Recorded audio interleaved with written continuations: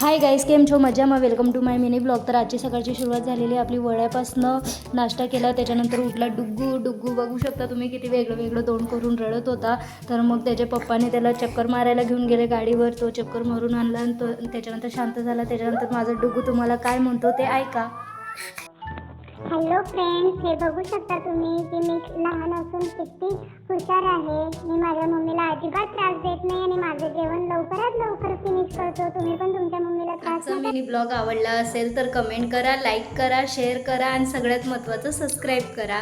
Bye, भेटूया next ब्लॉगमध्ये. Good bye.